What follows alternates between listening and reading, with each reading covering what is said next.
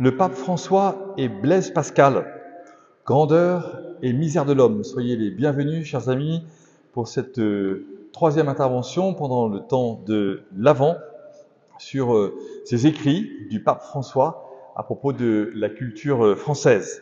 Le 19 juin dernier, le pape François publia une lettre que je qualifie de feu d'artifice pour le 400e anniversaire de la naissance de Blaise Pascal.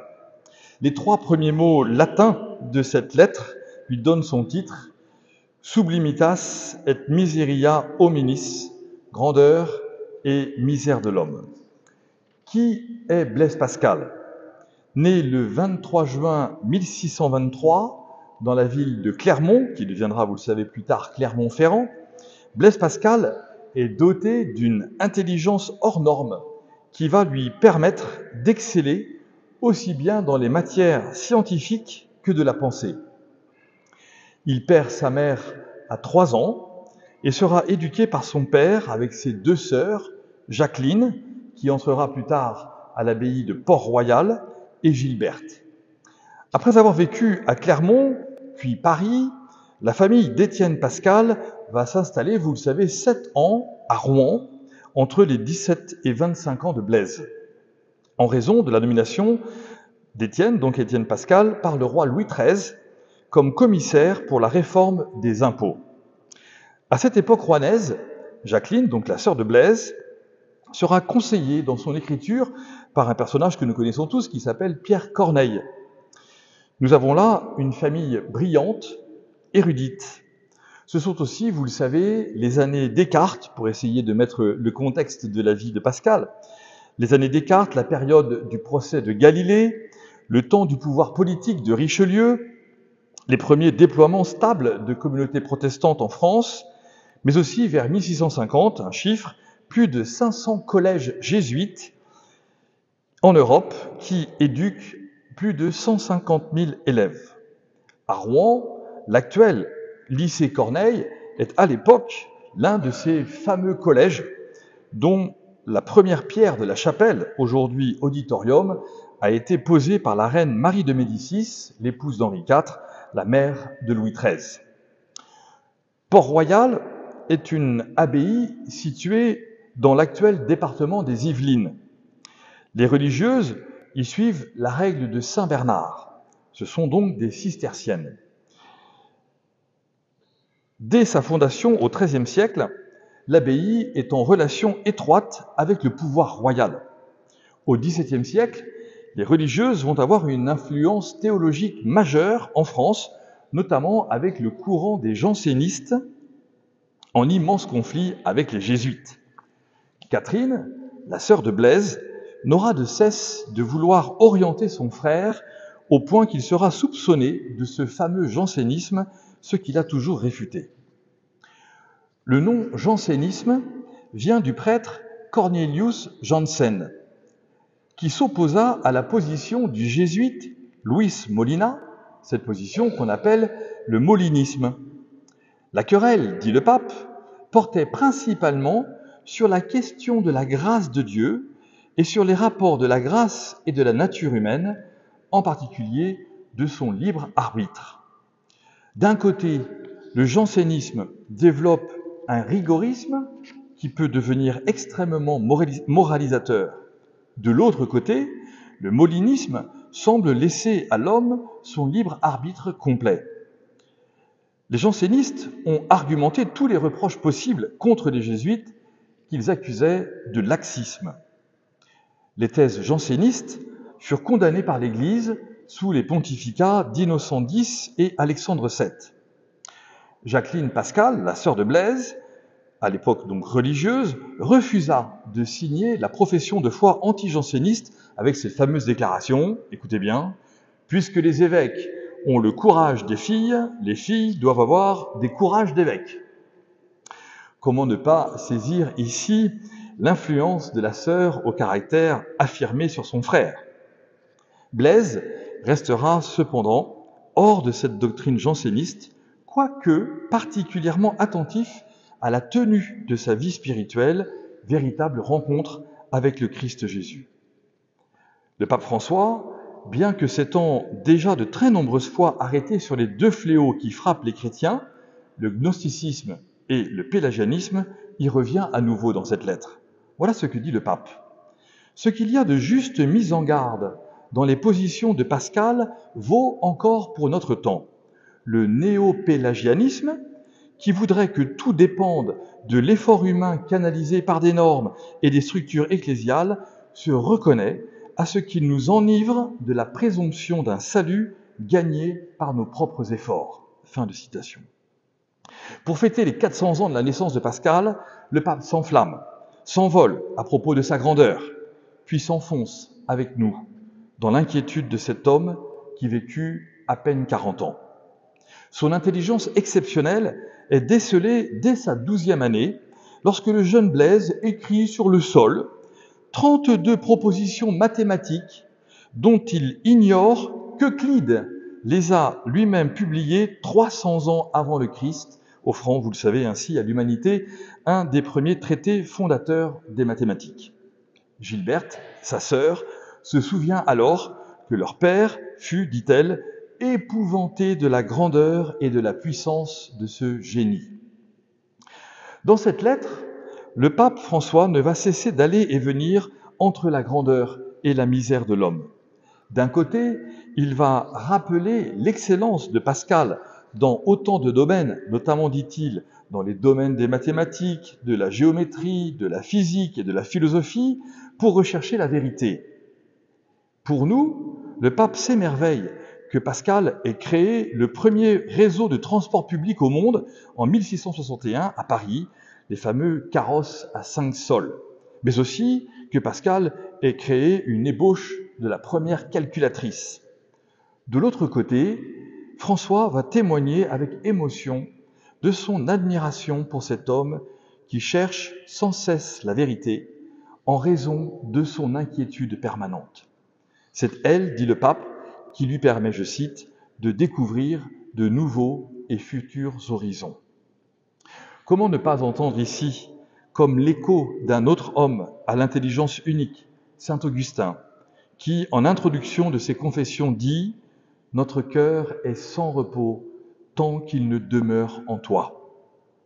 Comment ne pas lire dans ces lignes l'énergie bouillonnante du pape François, qui a bientôt 87 ans, vous savez qu'il les aura la semaine prochaine, le 17 décembre, le pape François qui annule la semaine dernière un voyage à Dubaï qu'il aurait tant aimé faire pour défendre les positions de l'Église sur la sauvegarde de la maison commune, mais qui, à la place, multiplie les rendez-vous, les audiences et les déclarations de très haute portée, comme celle qu'il a lancée notamment à l'église Syro-Malabar en Inde, notamment au Kerala, suppliant les prêtres de ne pas transformer leur église en secte et invitant ces catholiques de rite oriental à manifester leur communion ecclésiale avant de célébrer Noël 2023.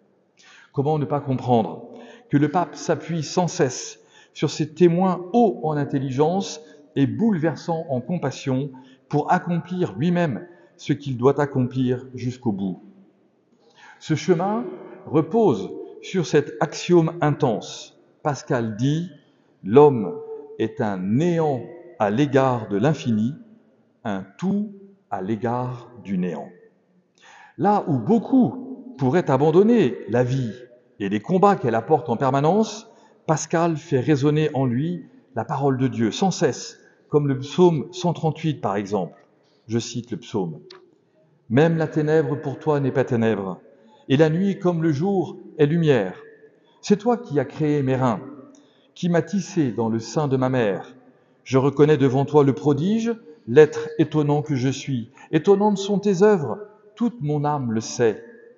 Mes os n'étaient pas cachés pour toi quand je t'ai façonné dans le secret, modelé aux entrailles de la terre. J'étais encore inachevé, tu me voyais. Sur ton livre, tous mes jours étaient inscrits, recensés avant qu'un seul ne soit. Que tes pensées sont pour moi difficiles. Dieu, que leur somme est imposante. Je les compte, plus nombreuses que le sable. Je m'éveille, je suis encore avec toi. C'est donc cette tension entre la grandeur et la misère qui propulse chaque homme vers ces fameux nouveaux et futurs horizons déjà cités. Dans son premier document pontifical, La joie de l'Évangile, François parle précisément de ces nouveaux horizons qui lient la foi, la science et la raison. C'est pour le pape la grande perspective tant attendue de la paix, fondée sur le dialogue entre toutes les parties. C'est le cœur de la recherche de tout homme dans les rencontres qui lui sont données de vivre. Soit il érige sa science en valeur absolue, soit il accepte avec humilité que d'autres puissent travailler aussi à l'établissement de la paix sur la terre. C'est cette paix véritable qui permettra d'apaiser le cœur de l'homme. Le chemin que l'humanité a pris est une véritable désolation, et rien ne montre que l'évolution, la technique ou la modernité sont en train de transformer le monde pour y faire advenir sa paix. Sans cesse, Pascal fera résonner la parole de Dieu. Rien n'est plus faux que le cœur de l'homme. Il est incurable. Qui peut le connaître ? Moi, le Seigneur, qui pénètre les cœurs et qui scrute les reins, afin de rendre à chacun selon sa conduite, selon le fruit de ses actes, dit Jérémie. La démarche du pape François est bien de nous montrer comment un homme de foi, de recherche de Dieu, de recherche de la vérité, comment Pascal est cet homme de foi et de recherche de Dieu. Une fois encore, lorsqu'il nous parle d'un chrétien en recherche, il cherche lui aussi, le pape, la ligne de crête entre la divinité et l'humanité que le Christ assume pleinement. Lui qui est de condition divine ne retint pas jalousement le rang qu'il égalait à Dieu, écrit saint Paul aux Philippiens. Puisque le Christ Jésus tient la grandeur et la misère, pourquoi faudrait-il que l'on ne cherche chez l'homme que la grandeur ou que la misère ? Pourquoi faudrait-il qu'il ne soit que dans une seule catégorie ? Pourquoi avons-nous tant de mal à saisir que pour le mystère de la rédemption, Dieu a choisi ce que l'homme n'aurait pu ni inventer ni a fortiori choisir ? Quand l'homme cherche la gloire, avec ou sans orgueil, Dieu s'abaisse pour venir jusque dans nos cœurs troublés. L'acceptation de la misère de l'homme permet étonnamment de croire cette révélation que l'on découvre dans la Bible, de la première à la dernière page, et dans aucune autre spiritualité ni religion. C'est Dieu qui vient vers l'homme. Après le péché originel, quand Adam se cache, Dieu le cherche et lui dit « Adam, où es-tu » Le livre de l'Apocalypse se termine ainsi par Jésus qui l'affirme « Oui, je viens sans tarder ». Et la réponse de l'homme est « Amen, viens Seigneur Jésus ». Pascal décida de ne rien cacher au Christ de ses grandeurs et de ses misères. C'est ainsi que le Christ se manifesta à lui au cours d'une expérience mystique qu'on ne découvrira qu'après sa mort. En 1654, Pascal a 31 ans. Le 23 novembre, pendant la nuit, il va vivre une expérience que le pape va, à la suite d'autres commentateurs, comparer à celle de Moïse au buisson ardent et que l'on appelle la nuit de feu. On ne sait rien de cette expérience, sauf que son existence fut découverte dans la poche du manteau de Pascal après sa mort. On découvrit alors que pendant les 8 prochaines et dernières années de sa vie, Pascal, à chaque fois qu'il changerait de manteau, le découdrait avec soin pour y cacher un très court manuscrit protégé lui-même par un parchemin intitulé « Mémorial ». Sur ce parchemin, Pascal écrit « Feu, Dieu », puis « Jésus, Christ, grandeur, renonciation totale et douce ». La joie qu'il habite et qu'il décrira par tant de pensées n'empêche pas qu'il soit sans cesse bouleversé. À sa mort, Pascal prononcera cette phrase très proche de celle que chaque prêtre prie à voix basse avant la communion, que jamais Dieu ne m'abandonne. Sur ce parchemin d'une page, Pascal écrit comme une explosion de mots qui montrent qu'il s'est éloigné du Christ. Je cite, « Je m'en suis séparé, je l'ai fui, renoncé, crucifié. Désormais, il en est certain, rien ne pourra le séparer de l'amour du Christ. Sa joie est immense. » Beaucoup de commentateurs vont alors s'engouffrer dans l'analyse d'une paix qui lui serait désormais donnée pour ne mener qu'une vie ascétique à Londres de Port-Royal, où vit sa sœur Jacqueline. Bien incapable de trancher ici sur le sujet, je serais plutôt enclin à valider la biographie de Steinman, qui décide de ne pas ouvrir cette nuit de feu sur sa dernière décennie comme un tournant radical. Ce serait plutôt la compréhension que si l'inquiétude demeurera jusqu'à son dernier souffle, il n'en demeurera désormais pas moins certain de la présence du Christ qui lui pardonne, qui l'aime et qui l'accompagne dans ses recherches et à la rencontre des pauvres. Pascal a été touché par la miséricorde de Dieu, un peu comme Moïse. Il retourne voir ses frères, va affronter leur opposition et découvrir que beaucoup ne veulent pas se convertir à l'amour du Christ. Marcher et vivre avec ce parchemin cousu dans son manteau, c'est comme décider de vivre avec un secret qui pousse à de nouveaux et futurs horizons. Ce secret joyeux, il ne veut pas s'en séparer. Ce mémorial est avec lui sans cesse, comme le Christ dans l'Eucharistie, permettant la reconnexion à tout instant de sa vie avec l'évangile du salut. L'événement de cette nuit de feu est une grâce. Si le pape, je crois, prend le temps de s'arrêter dans sa lettre sur cette expérience, c'est aussi pour donner à chacun de nous la capacité de nous demander ce que nous avons fait de ces temps uniques, jamais répétés, de l'assurance de la présence du Seigneur dans notre vie. Quels sont les mémoriaux de la présence de Dieu en nous? Comment les avons-nous écrits? Comment savons-nous pouvoir revenir sur ces expériences uniques pour prendre appui sur ce que Dieu, un jour, un moment, une seconde, dans un lieu, dans un endroit, nous a fait la grâce? La rencontre avec le Christ n'est pas une légende, ni une construction psychologique, ou encore un manuel de valeurs. C'est la rencontre avec l'amour. Non seulement l'amour entre Dieu et son peuple, mais surtout l'histoire d'amour accomplie dans la chair du Christ, pour le monde.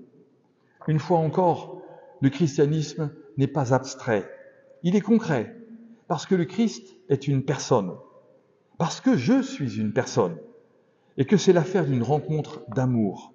À chaque fois que l'on sort de cet axiome, on supprime l'intense grâce de lier grandeur et misère en notre vie par le Christ. Une fois encore, ma chair marquée par la grandeur et la misère est habitée par la grandeur et la misère de la chair du Fils de Dieu, le Christ, qui passe la mort pour me donner la vie. Voici la joie chrétienne, voici l'expérience de Pascal à 30 ans. Permettez-moi l'essai d'une idée. J'ai l'impression que par cette lettre, le pape veut encore une fois rappeler que ce n'est pas notre mission de parler du christianisme. Il faut laisser cela aux historiens, aux sociologues, aux journalistes, à ceux qui s'intéressent au système. Notre mission est de parler du Christ et de la rencontre dont il nous a fait la grâce. Ce n'est pas une religion qui nous unit, c'est une personne. Nous ne sommes pas une religion du livre, qui est d'ailleurs, vous le savez, cette expression, une expression du Coran, passée dans le langage commun pour désigner les monothéismes liés à un livre sacré. Nous sommes une religion de la personne. Nous découvrons, comme Pascal, au milieu de ses recherches incessantes, de son intelligence en alerte permanente, que le Christ veut notre bonheur. Sa vie sur terre, il y a 2000 ans, ne nous inscrit pas dans une rencontre avec un homme du passé, mais avec celui qui continue, et plus puissamment encore que lorsqu'il était sur terre, de nous visiter, de nous accorder son pardon, de nous révéler une joie que jamais rien ni personne ne pourra nous enlever. Le Christ nous donne en permanence sa fraternité et nous ouvre à de nouveaux frères qui sont l'Église et avec qui nous voulons annoncer à tous les hommes la rencontre possible avec le vivant, avec celui qui a passé la mort. Chaque époque, chaque génération reçoit quelques témoins majeurs de ces rencontres et il est clair que le Seigneur donne la grâce à beaucoup de Français d'être les témoins de cette rencontre avec lui. Leurs expériences spirituelles font d'eux des saints, des martyrs, des intellectuels religieux, des cœurs amoureux, des êtres zélés pour le bien de leurs frères, pour la transformation du monde, pour l'amélioration de la société, en raison du nom de Jésus. Les lettres de François à propos des Français ne donnent pas à la France d'orgueil supplémentaire, mais sont une invitation à plus encore d'humilité pour témoigner et vivre de cette rencontre. Telle est la vocation des chrétiens en France. Jean-Paul II l'avait saisi en décidant de visiter presque autant de fois la France que son pays natal pendant son pontificat, et en l'interpellant à propos de son alliance avec Dieu depuis son baptême et les promesses qui y sont liées. En relisant l'homélie de la seule messe que le pape François a célébrée en France lors de son voyage à Marseille, j'entends à nouveau cet appel. Voici ce que dit le pape. Frères, sœurs, je pense aux nombreux tressaillements qu'a connus la France, à son histoire riche de sainteté, de culture, d'artistes et de penseurs qui ont passionné tant de générations. Aujourd'hui encore, dit le pape, notre vie, la vie de l'Église, la France, l'Europe ont besoin de cela, de la grâce d'un tressaillement, d'un nouveau tressaillement de foi, de charité et d'espérance. Nous avons besoin de retrouver passion et enthousiasme, de redécouvrir le goût de l'engagement pour la fraternité, oser encore le risque de l'amour dans les familles et envers les plus faibles, et de retrouver dans l'Évangile une grâce qui transforme et rend belle la vie. Fin de la citation du pape à Marseille. Si la mission du successeur de Pierre est de garder l'unité et d'affermir ses frères dans la foi, François, comme tous les papes, inscrit son ministère avec le caractère de la stimulation. Puisque l'homme cherche le bonheur, à la suite de Pascal qui a consacré sa vie entière avec, dit-il, une ouverture étonnée à la réalité, les chrétiens sont des stimulateurs pour l'humanité entière. Tout pourrait concourir à un défaitisme, une perte d'espérance et des attitudes de dernier membre d'une association en train de mourir. C'est précisément à quelques jours de sa mort que Blaise Pascal écrit « L'unique objet de l'écriture sainte est la charité ». Après son mémorial, voici comme son testament, un peu comme saint Paul qui écrit aux Corinthiens « La charité ne passera jamais ». Puis quelques lignes plus tard, ce qui demeure aujourd'hui, c'est la foi, l'espérance et la charité, mais la plus grande des trois, c'est la charité. Ce qui nous stimule, c'est la charité, comme dit saint Paul. Cela urge, cela presse. Tous ceux que nous rencontrons savent que nous sommes chrétiens. Ils nous regardent avec exigence. Souvent, ils aimeraient tant vivre ce que nous vivons, mais notre manque de charité ralentit leur conversion. C'est la vie avec les pauvres, les services rendus en leur faveur, les partages de vie avec eux qui font notre joie, parce qu'ils nous rappellent sans cesse notre condition mortelle, sans pour autant nous faire perdre la joie de vivre. Loin des grandes considérations politiques et sociétales, les chrétiens reçoivent les pauvres en leur cœur, parce qu'ils savent que c'est la place que le Christ Jésus a prise pour venir nous sauver. De son palais divin, un Dieu, tout autre que celui des Juifs et des chrétiens, un Dieu aurait pu nous offrir le bonheur d'un coup de baguette magique. Mais c'est depuis la mangeoire que le Christ, au milieu des bêtes, vient offrir à l'humanité un chemin nouveau que personne n'avait pris avant lui. C'est là le cœur de la foi au Christ. S'il y a à défendre une chose dans le christianisme, c'est cela. C'est aussi la raison pour laquelle il y a tant de ponts possibles entre les hommes de bonne volonté. Nous sommes entourés de personnes qui recherchent le bonheur de ceux qui les entourent, qui sont engagés dans des associations de tout type pour construire une civilisation du service basée sur l'altruisme. En vivant avec eux, en nous engageant avec eux, nous œuvrons avec eux selon le plan de Dieu qui s'incarne pour sauver les hommes. Blaise Pascal laisse à l'humanité ses pensées. Plongé dans la grâce du Christ, cet homme n'a jamais cessé de vivre avec ses contemporains. Conscient de l'appel de Dieu, pas un seul jour ne manqua à cette rencontre terrestre, s'y engageant pleinement pour recevoir du Christ la rédemption éternelle. Il dit « éternellement en joie pour un jour d'exercice sur la terre ».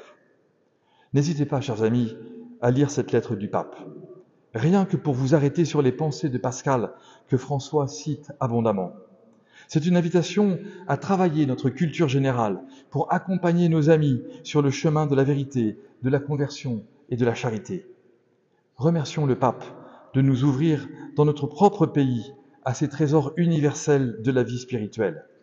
J'aurai la joie, dimanche prochain, de finir ce cycle en vous présentant sa lettre à propos de Thérèse de l'Enfant Jésus, c'est la confiance. Je vous remercie.